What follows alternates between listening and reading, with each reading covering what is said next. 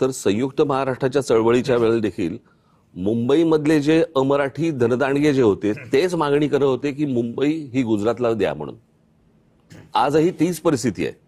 आणि त्यावेळेला जर समजा 5 लोक असतील तर ती आज 500 लोक झाली आहेत.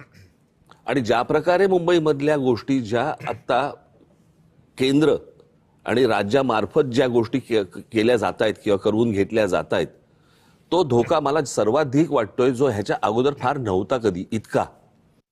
आता जे स्ट्रॅटेजिकली जी मुंबई तोडण्याचा जो प्रयत्न सुरू आहे, ज्याला मी आपण MMR रिजन ज्याला म्हणतोय, आणि या MMR रिजन मध्ये कोणत्या प्रकारच्या गोष्टी सुरू आहेत. अदरवाईज वाढवण बंदराला लागून वाढवणाला तिथे विमानतळ कशासाठी तुम्ही आणताय. मी त्या दिवशी माझ्या एका भाषणामध्ये मी असं म्हटलं होतं की नवी मुंबई आता विमानतळ झालंय. या आत्ताच्या मुंबईच्या विमानतळावरचा संपूर्ण कार्गो हे वाढवण तिकडे नेणार विमानतळावरती.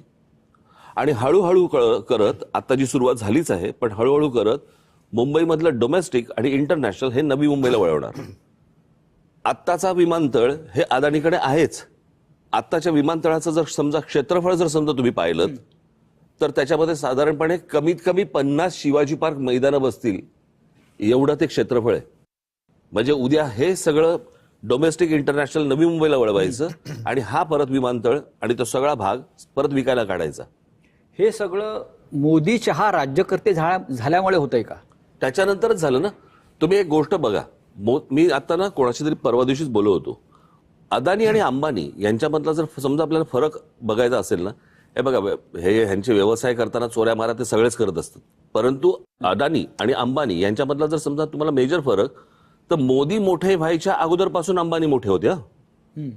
पण अदानी हा मोदी मोठे झाल्यानंतरच मोठा झालेला आहे.